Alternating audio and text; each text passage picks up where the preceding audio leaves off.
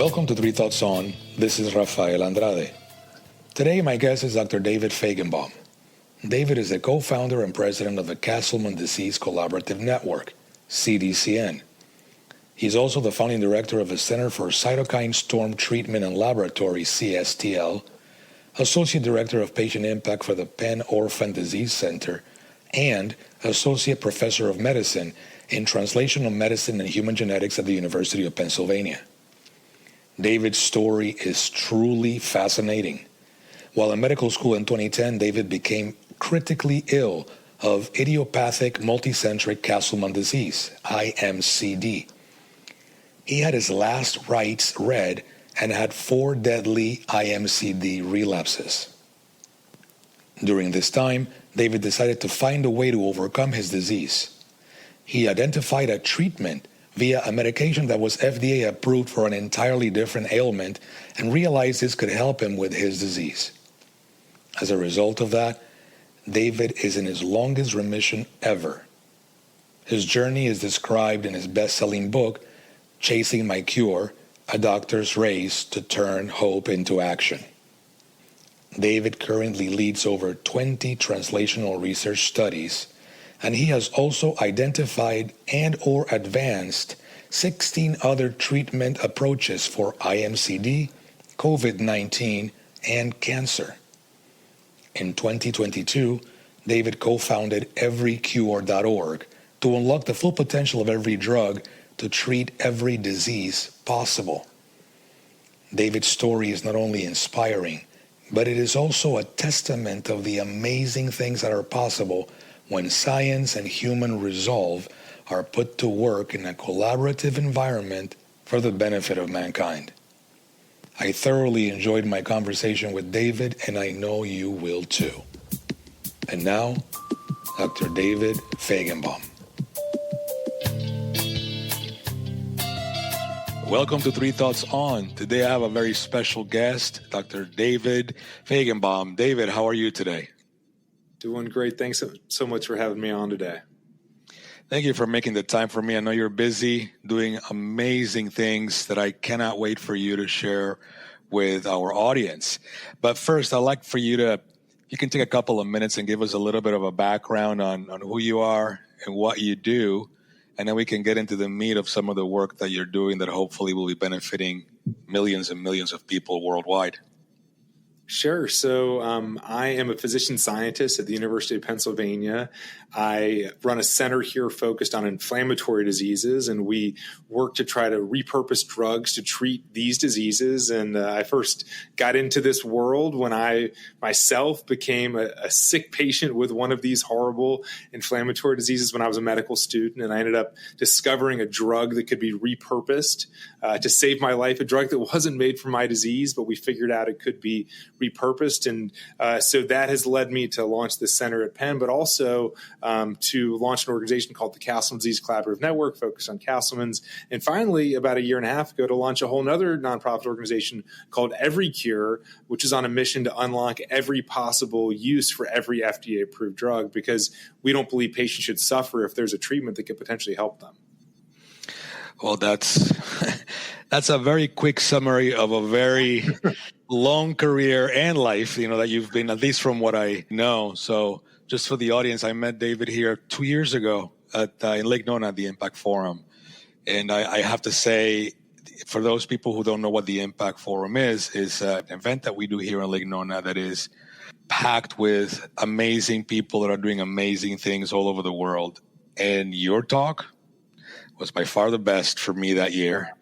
And my father is a physician, he's retired now, so I'm very close to my heart, all things that are about good medicine, and to hear your story and how you survived and how you kept fighting and now how you're doing all this work, it's inspiring. So I thank you for that.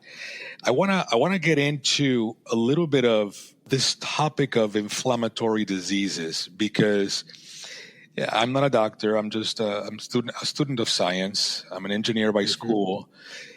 But given my background, my mother was a professor of a university professor and a lawyer, and my dad is a retired physician. I've been very close to science and science being put to good use, right? And one thing that I'm noticing is more and more this onset of things that are derived from inflammation. Yeah. So can you give us a little bit of context there when we talk about inflammatory diseases? What are we talking about here, and why should people care? Sure. So we're talking about diseases where the immune system is involved in a way that it shouldn't be. So, you need your immune system and you need inflammation for a few purposes. One of those purposes is to fight off infections. So if you were to get COVID or the flu, you better have your immune system in place. And inflammation is one of the ways that your immune system fights that thing off by producing inflammation, by releasing cytokines. That helps to kill the virus. It helps to put the bacteria at bay. And then it's supposed to go back into a watch and wait mode. So that's one of the reasons why you have an immune system. Another is to surveil against cancer. So if a cell in your body becomes cancerous, if it's transformed into cancer, your immune system needs to notice that cell and then generate an inflammatory response, so inflammation, to kill that cancer cell, and then go back into surveillance mode. So those are really the two main roles of your immune system. But for some reason, and in many cases it's multifactorial, your immune system may get involved in other ways that it's not supposed to be, and it may produce inflammation when it's not needed, when that inflammation isn't helpful for killing the virus. It's not helpful for killing cancer. It's just causing problems. And so inflammatory diseases are when you have more inflammation than is helpful for whatever you're dealing with, and it's what we call pathological inflammation. And so that's where generally you need to have some sort of intervention. You need to quell the inflammation with a drug, or you need to change some sort of lifestyle so that way you can get the inflammation under control. And just for completeness here for the audience, I think if you ask the average person to define inflammation, they associate it with the type of inflammation that takes place as a result of a physical injury. You twist your ankle and your body immediately swells up. That is entirely different than what we're talking about here. You want to expand on that a little bit? Sure, absolutely. It's entirely different. And at the same time, the cells that cause the inflammation when you hurt your ankle, it's many of the same cells that cause inflammation throughout your body for a variety of reasons. But to your point, very, very different. So in the same way that your ankle swells up because you twist your ankle, it gets red and hot to the touch. That's because there are a number of what are called cytokines or prostaglandins that are produced. That's going to help to heal the area, increase blood flow. That's why it gets swollen. Well, when you have an inflammatory response in any part of your body, if it's your lungs because you have COVID, or if it's your abdomen because you've just gotten a stomach virus, you're going to get the same sort of inflammatory response. You're going to get some swelling in the area.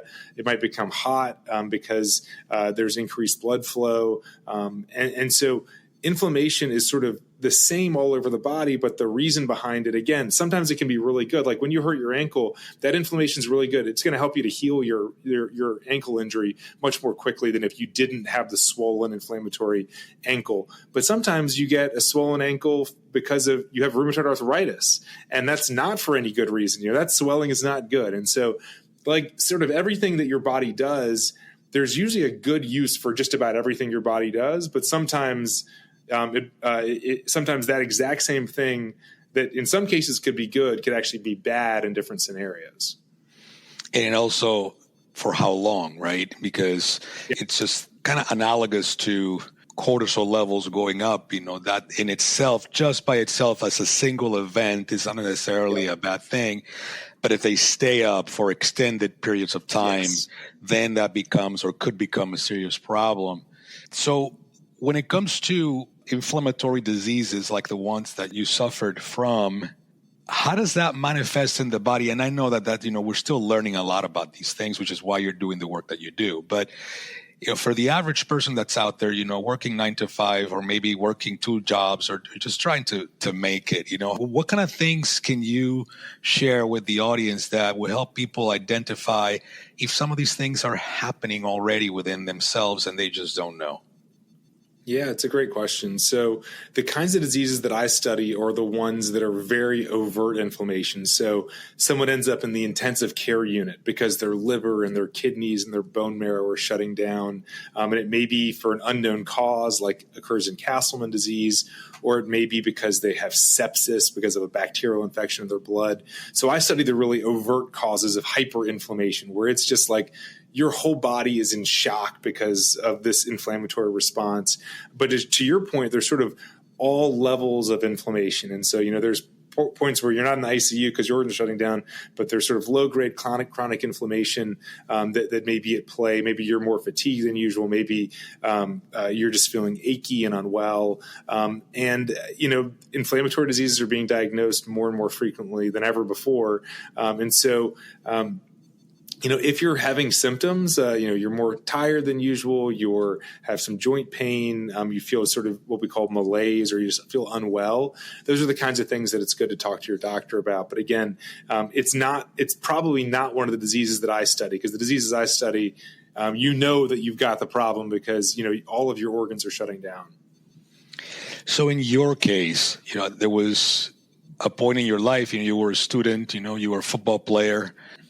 For all accounts and purposes, everything was going great, and then it wasn't. For you, in your case, with your experience, was that a abrupt change from being well to not being well? Or looking back, could you identify that it was probably more of a gradual thing that maybe went unnoticed for a while until it wasn't ignorable anymore?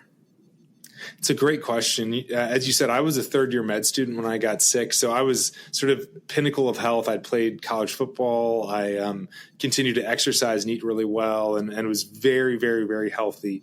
What seems to be very abruptly became very ill. In hindsight, I was probably drinking more cups of coffee and more Red Bulls than I probably ever had in the weeks leading up to it, so I probably was having some greater fatigue than usual. But as a medical student, we don't sleep very much in medical school. We're sort of always getting pushed to our limits. And so at the time, I didn't really think too much of how tired I was. But yeah, it got to a point where it really exploded. And I went from this healthy medical student, literally had just delivered my first child into the world because I was on an OBGYN rotation, to being in the ICU with all of my organs shutting down in the exact same hospital, having a priest reading my last rites to me, my doctors telling me that I wasn't going to survive, and having to hug my family goodbye in a matter of weeks, right? From total health, delivering children into the world, to literally dying in the ICU. And so it was very abrupt for me.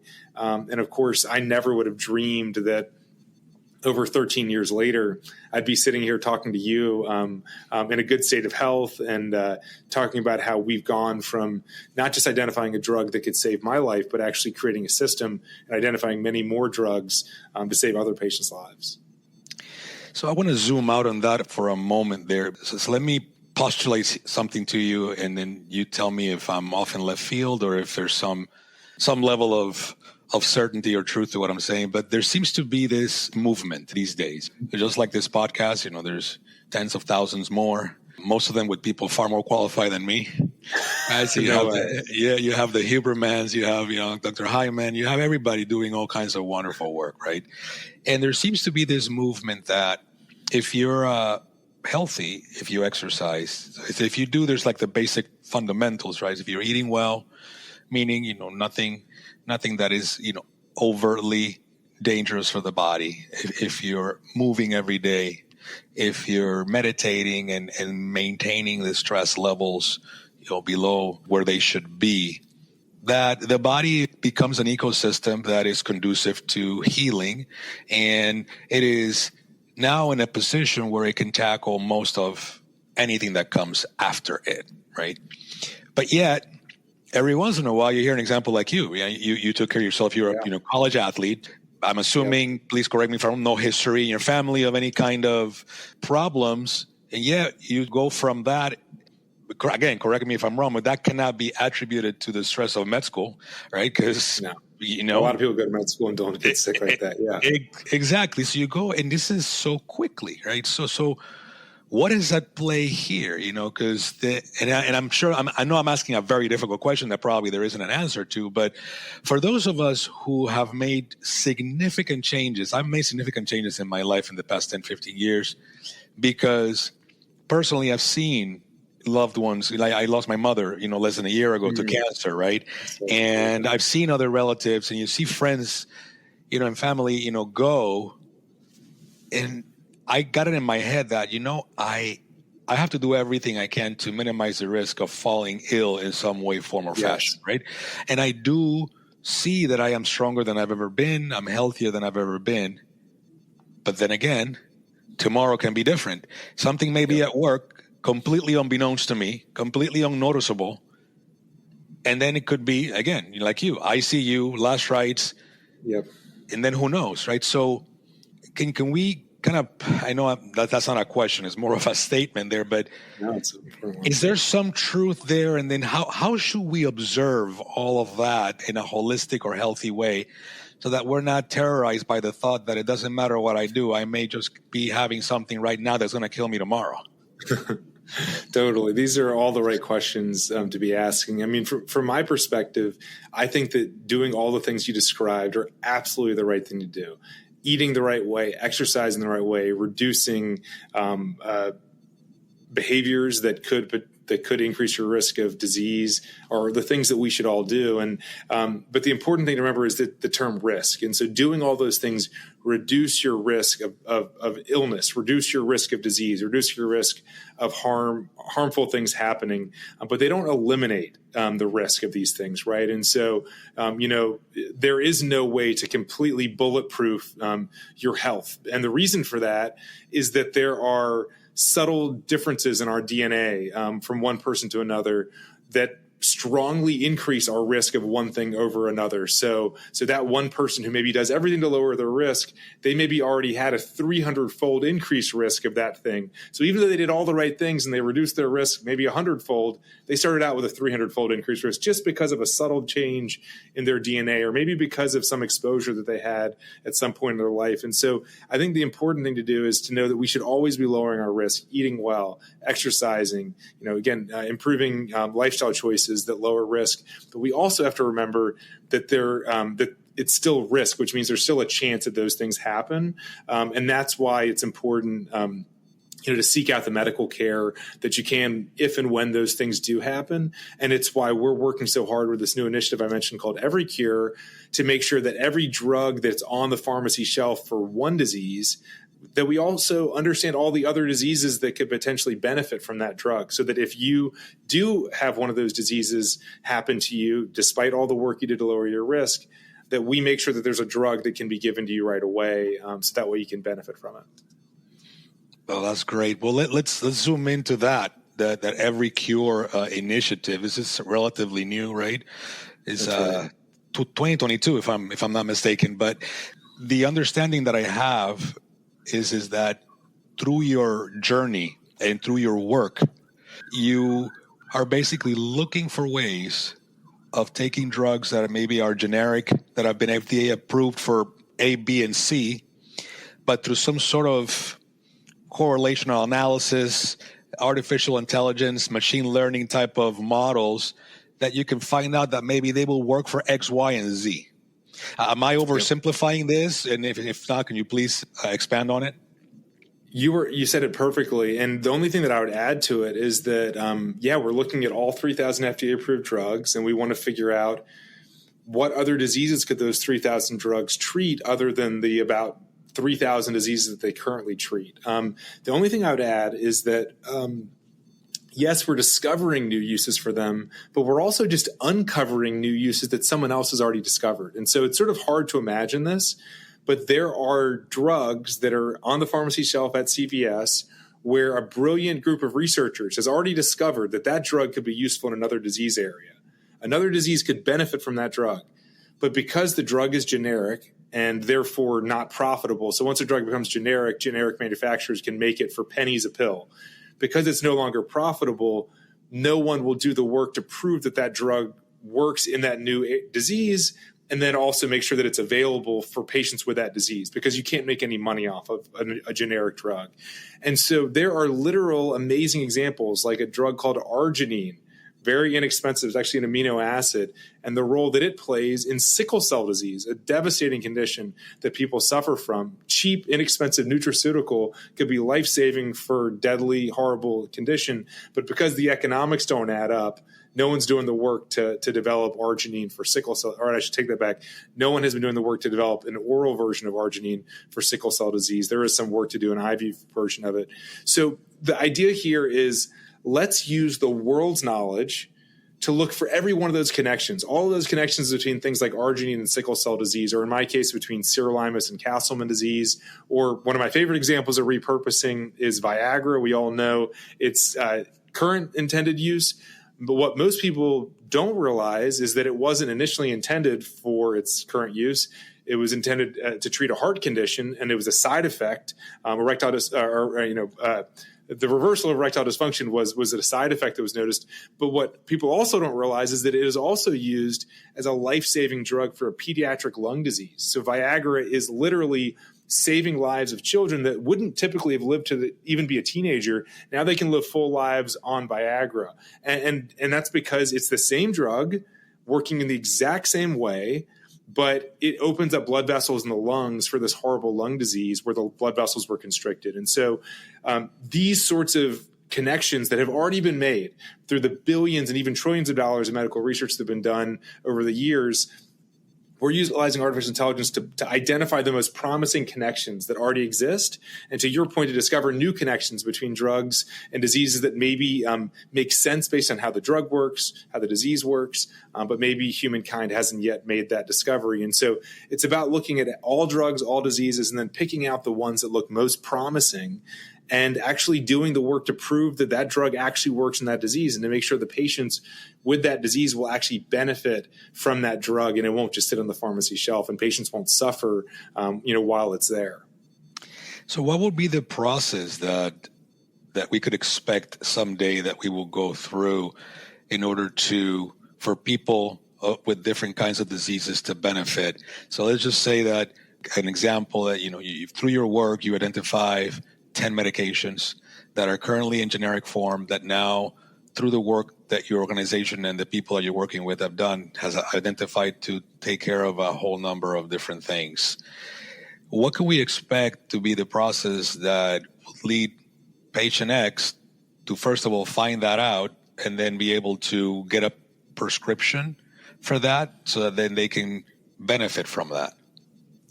Yeah, so it's a great question. So we actually go and work directly with physicians around the world to raise awareness about, let's say, arginine for sickle cell disease is something that we push all the way forward, and we do a definitive trial and prove that it works. We would work with doctors directly and say, consider using this drug, arginine, for sickle cell disease. We would educate physicians, educate patients, make sure that it's part of guidelines for how do you treat sickle cell disease. Really think about it as though we're a drug company. We're a nonprofit organization, but we want to make sure that life-saving medications make it to patients and that no patient suffers when there's a cure on the pharmacy shelf. And so we'll work to proactively get the information out there, but also would love for any and every patient to go to our website at everycure.org. We're going to be providing all of this information in a central place within about 12 to 18 months. Any patient can come to our website at everycure.org and look for any disease that they could ever think of and get a rank-ordered list of every FDA-approved drug and how likely every drug is to be a treatment for your disease. So it's not just, okay, I have ALS. There are 3 approved drugs for ALS. So I go to my doctor. My doctor tells me about the 3 drugs that are approved. Well, they come to the EveryCure website. They see the 3 approved drugs. They're going to be at the top of the list. Then they're going to see a rank order list for the next 2,997 FDA-approved drugs and the likelihood that any one of those might help. And now a lot of them are going to have 0.0 scores because there's no data to suggest that a antifungal drug is going to be useful for ALS, right? But there are also going to be drugs that don't have a 0.00 where there's some evidence that suggests that it might be useful. And we'll use that as a call to action for researchers to say, hey, let's look at number 4 on the list. this could potentially be the right drug for a patient with ALS. Let's look at number 4, number 5, number 6. And so that's what we're working towards. And hopefully you as a patient will, that'll, information will get to you or your doctor. But if not, you can come to the website and learn. And, the thing that we're really fighting against is that the drug that saved my life, sirolimus, it had been around for decades. It was approved for kidney transplantation and for a rare lung disease, but it had never been used before for Castleman. So decades went by and people with my disease were dying from Castleman disease, despite the fact that this drug was on the pharmacy shelf for it wasn't for Castleman, it was on the pharmacy shelf for another condition, but no one had done the work to connect sirolimus to Castleman disease. We made the connection. I'm alive. Many other patients around the world are alive. Unfortunately, it doesn't help all patients with my disease, and that's why we continue to push forward our research. But we want to avoid that from ever happening for Castleman's, and we want to prevent that from happening for any other disease. We don't think any patient should suffer from a disease when there's a treatment that's sitting in the neighborhood pharmacy that the world just hasn't yet made the connections between. Let me ask you, are you finding through your work that age makes a difference? In other words, you as a med student in the prime of your health, you get sick and then through the process of finding this one drug, you end up, recovering and you're healthier than most people I know. What about the people that they're 60, 65, 70? Are you seeing a causality, correlation between the possibility of these drugs helping someone as a function of how old they are when they find out they're sick, or is it pretty much too early to tell? It's a great question. So there's a lot of data to suggest that there are a lot of factors at play. So one factor at play is how old is the person in their lifetime. So how far along on the age span are they? Another is how far along in the disease span are they? So is it newly diagnosed? Has it not yet been diagnosed? Is it 10 years into the diagnosis? Regardless of how old you are, just how far are you in the span of the disease? There are other factors like, what's your diet like? There are other factors, do you smoke? Are you exercising? What's your gut microbiome look like? And sort of what's your genetic sequence, right? I mean, there's all these factors that come together that contribute to whether that drug is really going to make a difference for you. So our work and our task is to make sure that we find the drugs that are most likely to be helpful, because we can't change what your genetic sequence is. We can't change, what your lifestyle is, right? But what we can do is we can find the drugs most likely to help your disease. And then hopefully, you're at the right time in your lifespan, you're at the right time in your disease span, you're eating well, you're exercising, you're not smoking, and you've got the right genetic sequence. So that way you're most likely to benefit from this drug. But for us, it's about matching the drugs to the diseases that they're most likely to help.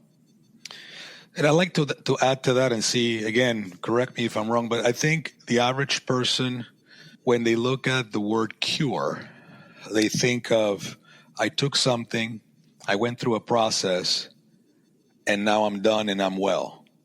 But that's not necessarily the case, right? I mean, the way that I understand it, a cure, and I would love for you to expand on, in your case, are you healthy because you found this drug, you took it and you were done, or are you healthy because now you have a drug you can take forever to keep you healthy, right? So those are two entirely different things. It's a great question. And the true definition of cure is that you never have to take the medicine again. A true cure, you took something, it fixed your problem. And, it's like, you were cured with an antibiotic, right? You had this infection, it wouldn't go away, took an antibiotic, and you never take the antibiotic again, but it never comes back because you've cured yourself of it. I don't set that as the goal for most diseases because, as you know, for most diseases, there are no examples where a drug has been able to turn something around and then you don't have to take it anymore and the disease stays away. What I shoot for is what I like to call a functional cure, which means that you are fully functional. Your disease is completely in remission, but you continue to take the medication or you take it at some frequency. Maybe it's every day, maybe it's every month, maybe it's every year, but you likely still have to continue to make the medication because the reason that you're functionally cured, the reason your functioning is back is because the medication is doing something that's getting your functioning back. So, for example, for me, I take that immunosuppressive drug, sirolimus. I take 3 pills every day.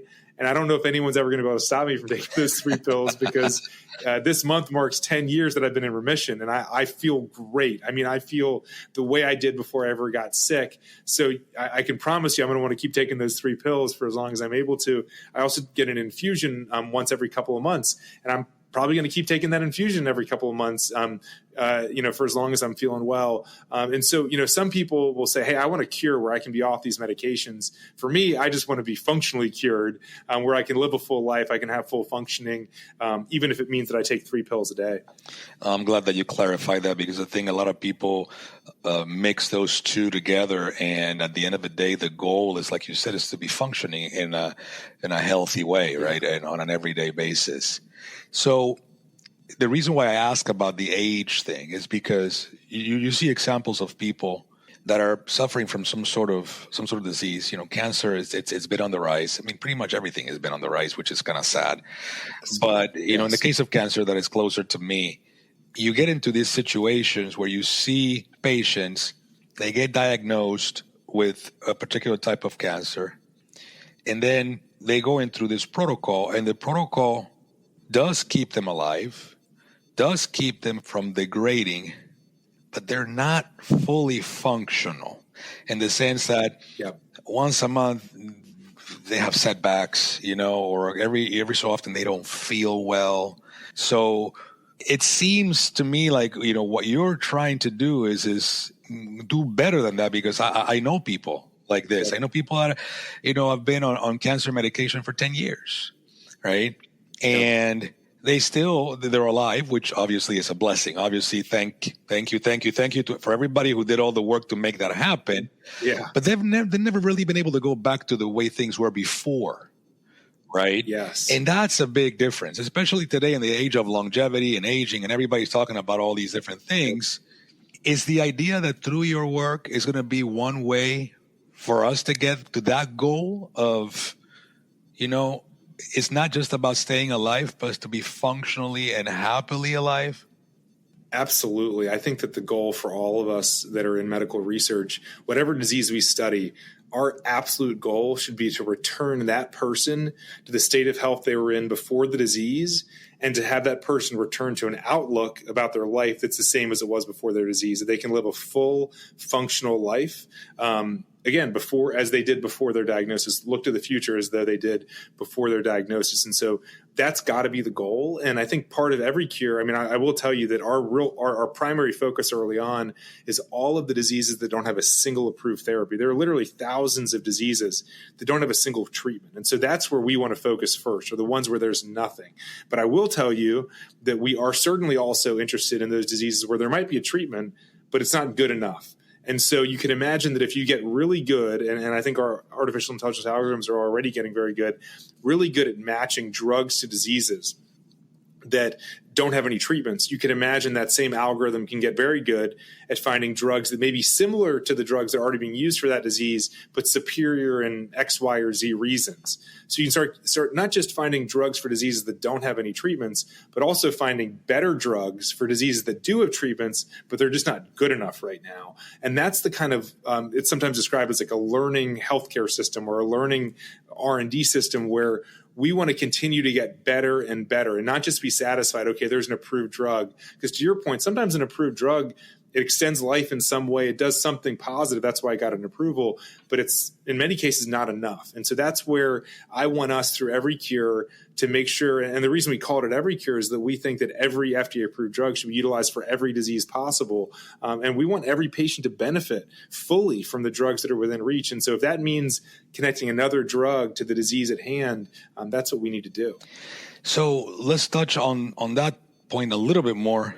There's the whole world of side effects, right? And I know personally people who have been diagnosed with, whatever, who won't go through that because what's available to treat that disease comes with a whole list of side effects, right? In the work that you're doing, is that part of the equation as you're training these algorithms to actually look at the side effects and try to figure out why they're happening and hopefully get rid of them? That's exactly right. And even if it's not to get rid of the side effects, just to avoid that drug and to look for a drug that doesn't have as many side effects, right? And so there certainly are cases where you treat a side effect as, drug treats disease, causes side effect. You treat the side effect with another drug, and you run into this like circular thing, right? Where you're treating side effects, and now the treatments are causing even more side effects. But we really use side effect data to say, let's pick the drugs that have the least side effects. So that way we're not treating side effects, but really use that to prioritize. If two drugs look similar in terms of how likely they are to help a disease, which of those two is going to have a better side effect profile? Excellent. Well, I knew this was going to happen. I have all kinds of more questions, but the time is running out. So if you were to leave the audience with 3 thoughts on every cure, and I'm chasing the cure, so what would you leave the audience with as far as 3 things that you want them to remember and to be curious about on the work that you're doing? Sure. So I think the first one is how important it is to turn our hope into action. So for years, I had hoped that someone would find a treatment that could save my life. And then I realized that if I was going to hope for it, I needed to start taking action. So I built this organization. I started doing research. I got involved in doing things. I wasn't just sort of waiting and hoping. I was taking action the same way that you're doing things to improve your health. You're making lifestyle changes. Let's not just wait and hope and see what happens. Let's turn our hope in action. That's number one. The second one is that I had my last rites read to me when I was 25 years old. And of course, never thought that I would be here 13 years later. But what I learned in that process is the incredible power of feeling like I'm living in a sense of what I call overtime. So from the moment I've had my last rites read to me, I'm in time that I'm not supposed to have. It's extra time, not supposed to be here.